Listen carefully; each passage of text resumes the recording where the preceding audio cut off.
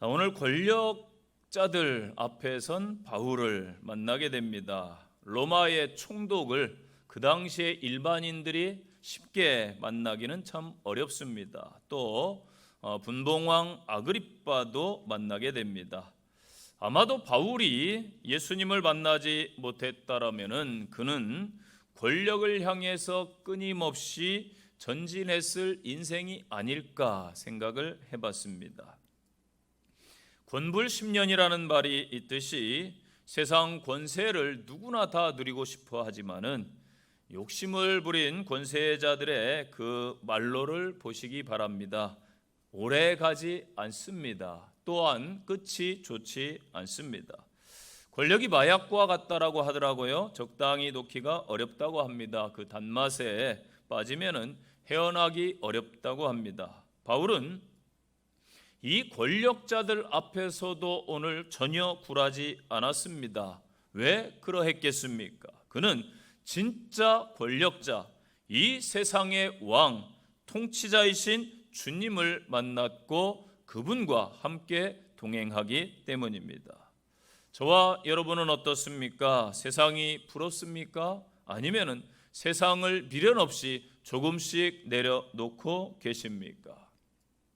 그 당시에 로마는 식민 지배에 있는 지역에 로마 총독을 파송했습니다. 총독의 임기는 좀 상황에 따라 다른데요. 정년은 8년으로 그렇게 보장되어 있었습니다. 성경에 보면은 빌라도, 또 오늘 본문의 벨릭스, 또 베스도라는 총독을 보게 됩니다. 이스라엘의 가장 중요한 도시는 잘 아시는 대로 예루살렘입니다. 그러면은 총독들이 예루살렘에서 통치하는 것은 당연한 것이겠지요. 그런데 이들은 지금 가이사랴라는 지역에 있습니다. 그렇게 하지 않은 이유가 있는데, 총독들은 성전을 중심으로 하는 삶과 하나님을 섬기는 유대인의 따분한 관습을 싫어했습니다. 또 유대인들이 동물을 잡아 제사를 드렸기 때문에 이 동물의 피냄새가 그 예루살렘에는 늘 진동을 했다라는 것이지요. 그렇다면 총독들은 왜 이 가이사랴에서 통치를 했겠는가? 이 가이사랴는 휴양지와 같습니다. 해변에 이 건설된 좋은 요새, 또 아름다운 지역, 편안한 생활을 보장했기 때문에 그곳에서 임기를 대충 채우면서 편안한 삶을 누리길 원했다라는 것입니다. 오늘 본문은 바울의 재판석입니다.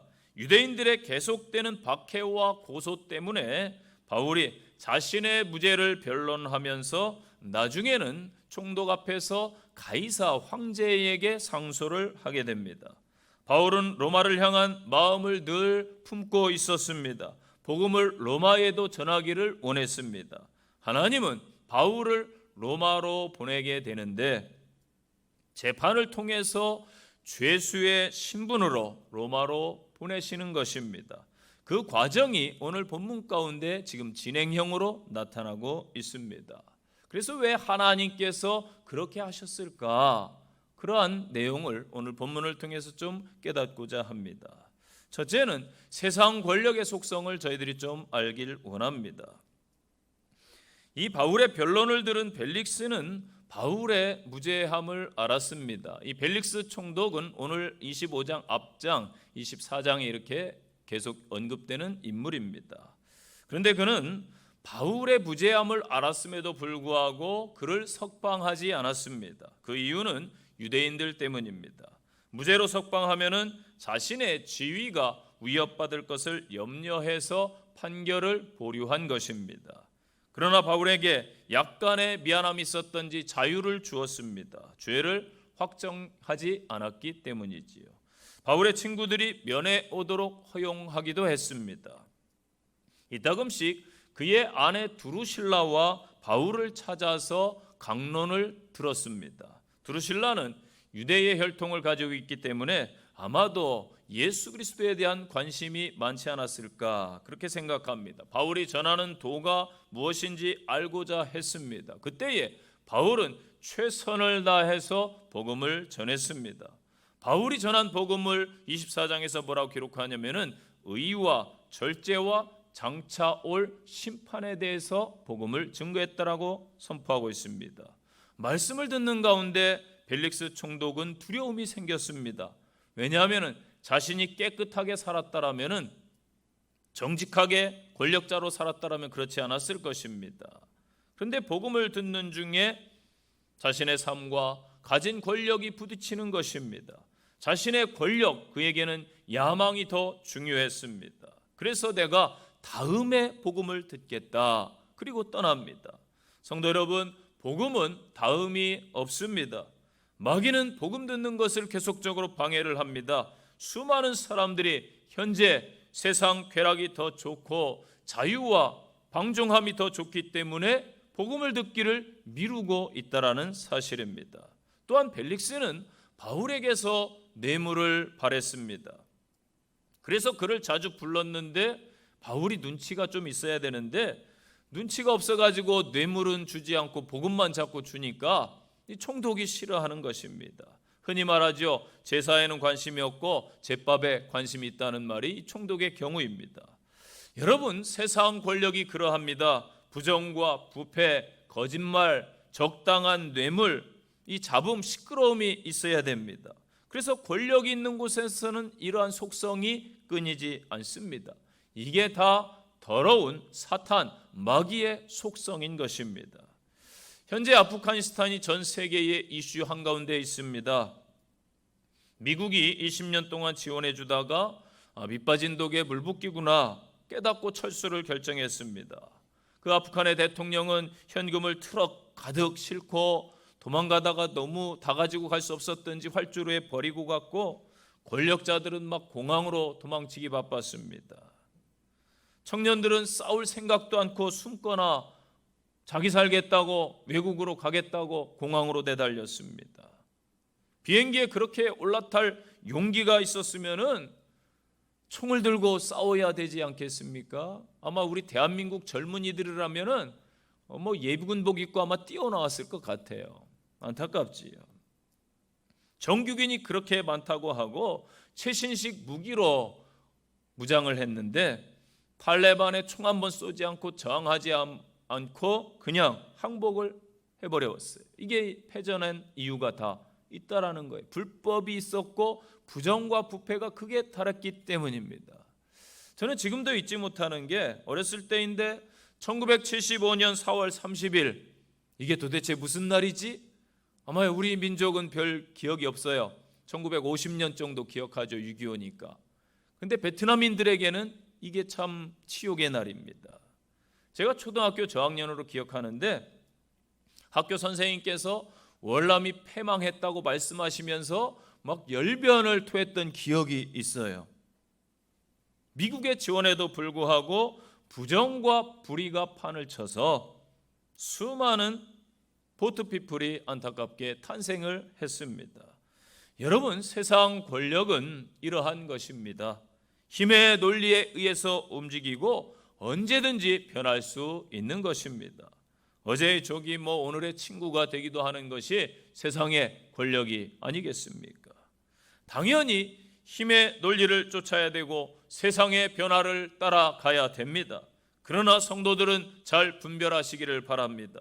사람이 보기에 옳은 것 같지만은 하나님이 원하시는 길이 아니면은 따르지 말아야 됩니다.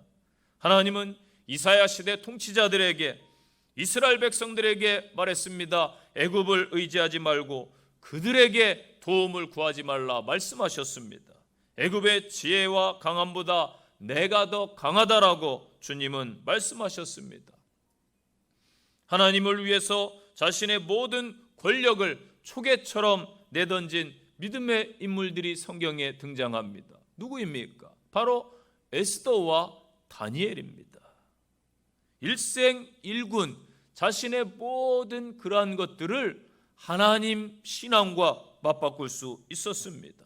저와 여러분이 그러한 입장에 처했더라면 과연 이들처럼 정말로 목숨 바쳐 얻은 그 권력을 쉽게 내려놓을 수 있었겠습니까? 존 파이퍼 목사가 이런 말을 했습니다. 이 세상의 모든 것을 다 준다 해도 하나님보다 낫지 못하고 하나님보다 오래가지 못한다. 벨릭스 총독은 나중에 로마로부터 해임을 당합니다. 그 기간을 다 못 채웠습니다. 가이사랴에서 일어난 유대인과 이방인의 충돌을 해결하지 못했기 때문이지요. 역사학자 요세푸스에 의하면은 이 유대인들과 시리아인들 사이에 충돌이 일어났습니다. 시민권 문제로 큰 폭동이 일어났는데 이 벨릭스가 그 폭동을 너무나 잔인하게 진압을 하게 됩니다. 그 이유로 인해서 로마로 소환을 당하고 또 그 형제 팔라스가 그 네로 황제에게 간청하지 않았으면 아마 목이 떨어지지 않았을까, 그러한 역사적인 이야기가 있습니다. 또한 당시 총독이 자기 임지를 떠날 때에는 자비를 베풀면서 그 최종의 행위로 죄수를 석방하는 관례가 있습니다. 아마도 바울이 혹 나를 석방하지 않을까라는 마음을 품었을 수도 있을 것 같아요. 그런데 벨릭스는 그렇게 하지 않았습니다. 왜냐하면 그렇게 하면은 유대인들의 반감을 사서 지금 그나마 어려워서 파면당할 위기에 있는데 자신의 출세에 지장이 있었기 때문입니다. 그는 마지막까지 자기의 이익을 위해서 진리를 포기했습니다. 벨릭스를 통해 볼 때에 세상 권력은 극히 개인적이고 이기적이라는 사실을 기억하시기를 바랍니다. 그러나 여러분, 우리 예수님의 권력은 어떻습니까? 가장 큰 힘을 가진 예수님께서 그 힘을 죄인된 인간들을 위해 쓰셨습니다.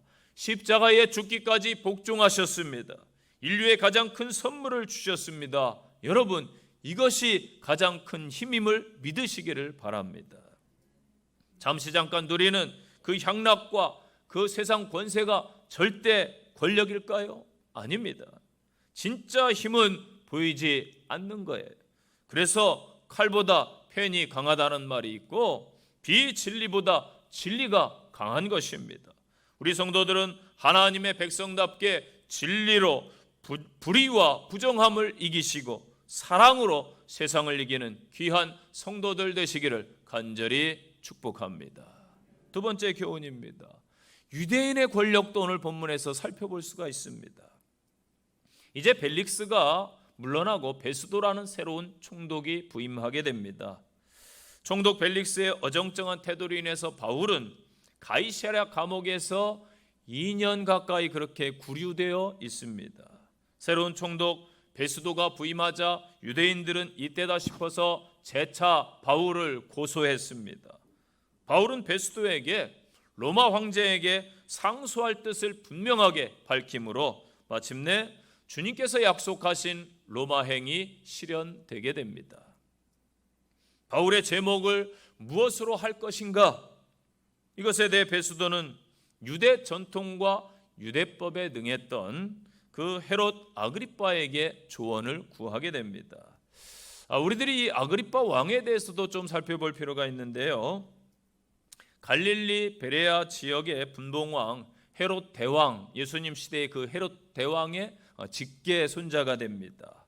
그는 로마 궁중에서 일찍이 양육을 받았습니다. 또 황제 글라우디오의 깊은 총애를 받았다라고 역사적으로 전해집니다. 그래서 50년의 칼키스 지역 또 55년에는 이 베레아 지역의 분봉왕을 하게 됩니다. 지금으로 표현하면은 자치구역에 행정 권한이 있는 총감독이 되겠죠. 분봉왕 제도를 로마가 두고 있었습니다. 철저하게 그러나 그는 로마에 충성한 친로마의 인물이었습니다.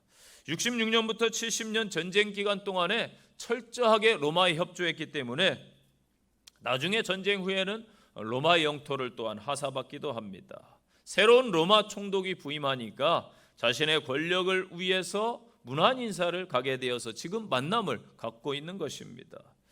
버니게는 또한 아그리빠 왕의 누이인데 사생활이 아주 문란했고 결혼과 이혼을 권력자들과 반복했던 여인으로 알려져 있습니다. 그리고 현재 지금 아그리빠와 동행하고 있는데 그 당시에 아그리빠와 부정의 관계를 맺고 있었다라고 전해지고 있습니다.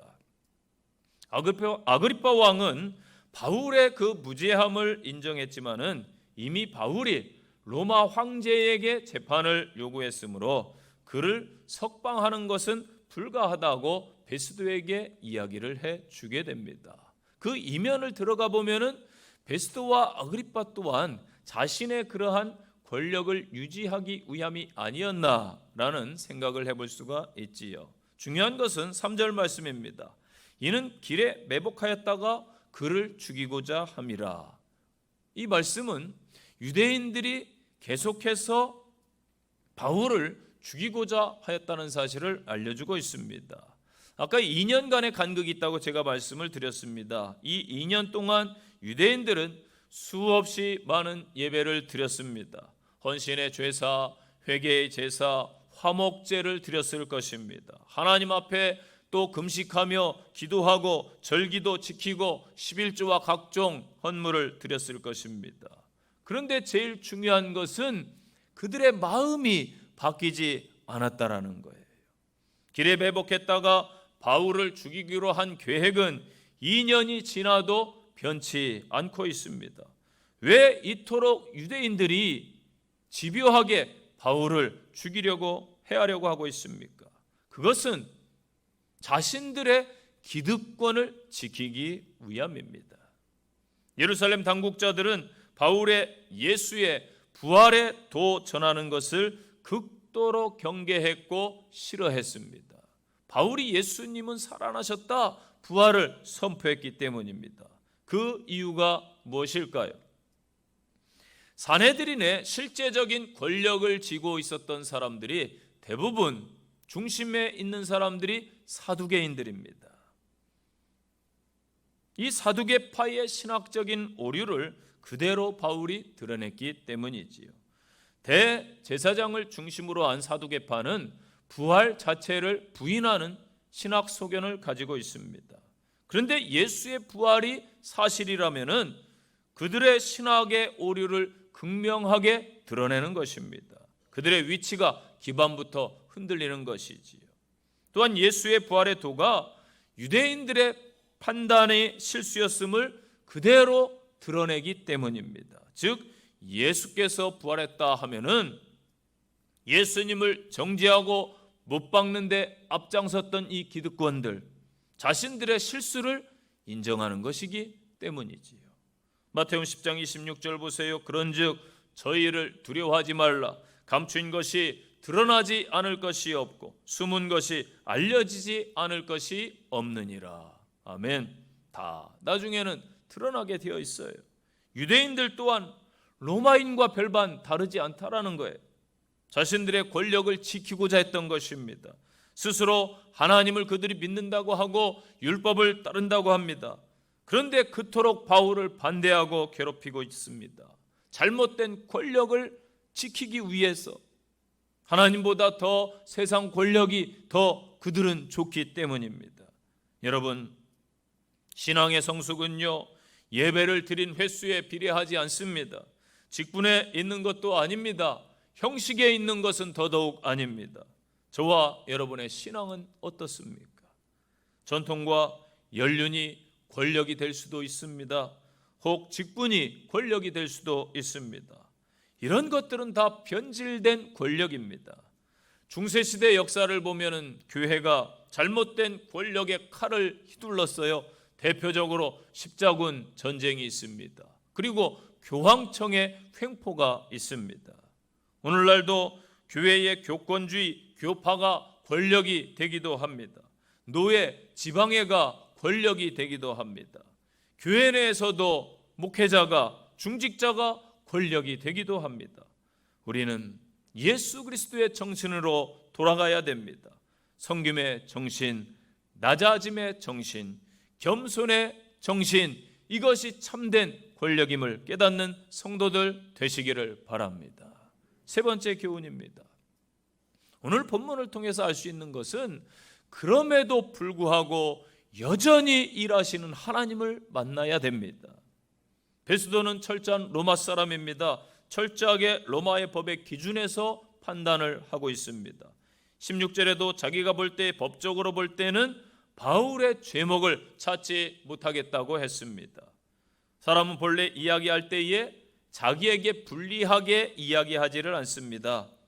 그런데 유대인들을 보십시오. 그들은 목적이 딱 정해져 있어요. 바울을 죽이기로 해하기로 결단한 사람들입니다. 목적을 죽이기로 잡아놓고 있으니까 그 다음부터 분별력도 없고 판단력도 없습니다. 법도 필요 없고 절차도 다 필요 없어요. 죽이는 데만 몰두하는 거예요. 대제사장과 유대인들이 그와 같았습니다. 우리는 혹 잘못된 목적을 가지고 살아가고 있지 않은가, 이들을 통해서 한 번쯤 자신을 돌아보시기를 바랍니다. 유대인들이 바울을 고소한 그 제목을 보면은 천하에 어지럽게 하는 자, 전염병자, 예수의 복음을 전해서 다른 사람을 감염시키는 전염병자, 이단의 괴수, 성전을 더럽힌다라는 제목들이 있었습니다. 그런데 이러한 제목들은 있는데 실제적인 내용은 없었습니다. 증거가 없는 것이죠. 그들은 2년 동안 바울을 고소할 그러한 목록을 수없이 찾았어요. 그러나 찾을 수가 없었습니다. 왜냐하면 진실에 근거한 것이 아니기 때문입니다. 8절에서 바울이 이렇게 변명합니다. 바울이 변명하여 가로되 유대인의 율법이나 성전이나 가이사에게나 내가 도무지 죄를 범하지 아니하였다 하니. 아멘. 바울은 간단하게 대답합니다. 오늘 바울이 네 번째 재판정에 서 있는 거예요. 성전에서 결례를 내가 행하고 있을 때에 소아시아에서 온 유대인 몇 명이 선동을 함으로 내가 붙잡혀서 천부장과 군중들 앞에서와 또한 유대 사내들인 공회 앞에서와 벨릭스 앞에서 또한 지금 총독이 바뀌어 베스도 앞에 서 있다라는 것입니다. 정말로 지리한 싸움을 하고 있습니다. 바울은 이방인과 임금들과 이스라엘 백성들에게 복음을 전하기 위해서 주님께서 친히 택한 자였습니다. 그런데 2년 동안 아무것도 지금 한계 없이 재판만 받고 있으니 그의 삶이 우리는 헛되다라고 생각할 수도 있습니다. 자신 또한 혹 그렇게 생각할 수도 있겠지요. 요즘 우리의 삶이 코로나로 인해서 2년 가까이 이렇게 지리한 생활을 보내고 있습니다. 아무것도 되는 것 없는 같은 그런 느낌을 성도들 가질 수 있습니다. 또 어떤 분은 문득 내가 지금 뭐 하고 있나 이런 생각이 들 수도 있을 거예요. 그러나 여러분, 우리 인생에 의미 없는 것은 아무것도 없습니다. 하나님은 여전히 일하심을 믿으시기를 바랍니다. 하나님은 분명한 섭리를 가지고 계십니다. 하나님의 섭리에 대해서 신학자들이 그렇게 이야기를 합니다. 보통 보존과 통치와 협력이다, 그렇게 이야기합니다. 하나님의 백성들은 하나님이 특별히 보존, 보호하시고 또한 통치해 주시는 줄로 믿으시기를 바랍니다. 하나님께서 천부장 루시아의 마음에 감동을 줘서 바울을 돕도록 해 주셨습니다. 또한 총독 베스도를 통해서도 유대인들에게 완전히 내주지 않고 도움을 주고 있는 것입니다. 하나님께서 때를 따라 바울을 도와주시듯 저와 여러분들도 도와주시는 줄로 믿으시기를 바랍니다. 바울이 갇혀있는 동안에 하나님께서는 놀라운 일을 하셨어요. 누가를 통해서 누가복음과 사도행전을 기록한 거예요. 지금 이 시기가 없었다라면 이 성경이 저희 손에 전해질 수가 없었습니다. 이 기간 동안에 누가는 가이사라에 살던 빌립 집사를 찾아가서 초대 예루살렘 교회의 이야기를 듣게 됩니다. 그래서 사도행전 전반부를 기록하는 거예요. 그리고 오늘 이러한 재판 과정과 이런 것을 통해서 13장부터 마지막 장까지 또 기록을 합니다. 또 여러 사람을, 성도들을 만나면서 예수님의 사역에 대해서 보다 상세하게 들을 수가 있었어요. 그래서 복음서를 완성하게 되는 것이지요. 또한 9절을 보세요. 베스도가 유대인의 마음을 얻고자 하여 바울더러 묻되 내가 예루살렘에 올라가서 이 사건에 대하여 내 앞에서 신문을 받겠느냐? 예루살렘에 가서 종교적 재판을 받겠냐라고 묻습니다. 베스도가 이렇게 물은 것은 단지 바울이 정치적인 죄는 없고 종교적인 죄만 있는 것 같아서 물은 것이 아닙니다. 유대인의 마음을 얻기 위함이 분명히 있다라는 것이죠. 베스도는 벨릭스보다는 참 로마법에 의해서 판결했고 공정했습니다. 그러나 그 역시 자기 자리를 무시할 수 없어서 연연하는 관리였던 것이지요. 우리가 사람들과 함께 더불어 살아야 되지만은 사람의 연연할 때에 그것이 때로는 올무가 될 수도 있음을 기억하시기를 바랍니다. 사랑하는 성도 여러분, 하나님은 일하시지 않는 것 같아도 여전히 이 세상을 다스리시고 통치하시고 믿음의 성도들을 인도해 주시는 줄로 믿으시고 이 때를 잘 이겨내시고 하나님의 크신 은혜를 나중에 바울처럼 누리는 성도들이 되시기를 축복합니다. 마지막 교훈입니다. 오늘 바울의 태도를 본받을 수 있어야 됩니다. 우리 크리스천들이 본문을 통해 알아야 될 것이 있는데요, 바로 이 세상 권력자들 앞에서 당당히 서는 모습. 당당히 서야 되지만은 중요한 것은 정의롭게 서야 됨을 바울이 알려주고 있습니다. 무턱대고 막 대항해서 서는 것이 아니고 정의롭게 서야 되는 것입니다. 법을 어기면서까지 혹은 피해를 주면서까지 우리의 주장만 할 것인가? 오늘날 지금 한국에서도 첨예한 이슈가 되고 있는 문제이기도 합니다. 오늘날 목회자들도요 보면은 서로 이야기하기가 겁나요. 왜냐하면 자기 논리에 동조하지 않으면은 나와 다른 사람이야 하고 선을 그어버리더라고요. 좌파 목사니 우파 목사니 막 선을 긋습니다. 좌든 우든 저는 크게 개의치 않습니다. 때로는 상황에 따라 좌도 될 수 있고 우도 될 수 있다라고 저는 봅니다. 다 좌가 틀린 것 아니고 다 우가 틀린 것 아니잖아요. 옳은 말도 할 때도 있더라고요. 그리고 누구나 정치적 신념이라는 게 있습니다. 그것은 우리가 타인을 통제하면 안 됩니다. 그러나 함부로 그렇기 때문에 정죄해서는 안 됩니다. 그리고 여러분 꼭 기억하세요. 이 강단에서는, 교회 설교에서는 절대적으로 정치적 신념을 이야기하지 말아야 합니다. 강단은 하나님의 말씀만 선포되는 곳이에요. 하나님의 말씀만 선포되는 곳입니다. 특별한 자리예요. 하나님 말씀에 의해 다른 것이 선포되면은 이미 강단이 아닌 것이지요. 내가 좌라고 해서 타인이 우라고 해서 뭐라고 해서도 안 되고, 내가 우라고 해서 타인이 좌라고 해서 함부로 이야기해도 안 되는 것입니다. 여러분, 바울은 로마법을 어겼다는 이유로 여러 번 피소된 적이 있습니다. 그때마다 무고한 것으로 다 드러납니다. 바울은 사회법도 충실하게 지킨 모범적인 시민이었습니다. 사실 세상 법이 완전하지 않습니다. 불완전하지만은 사회 질서 유지를 위해서는 반드시 필요합니다. 세상에 법이 없다면 혼란과 무질서 속에서 결코 평안한 삶을 유지할 수 없을 것입니다. 크리스찬은 성실한 준법자가 되어야 하고 타의의 본이 되는 모범 시민이 되어야 합니다. 물론 사회법이 신앙의 자유를 박탈하고 비신앙적인 것을 요구하면 당연히 거부해야 됩니다. 비록 다수의 의견에 의해서 제정된 법일지라도 신앙의 양심에 어긋나면은 때로는 불복하고 법 개정을 요구할 수도 있습니다. 하지만은 사회법이 보편타당하고 비신앙적인 것이 아니라면은 협조해야 된다는 것입니다.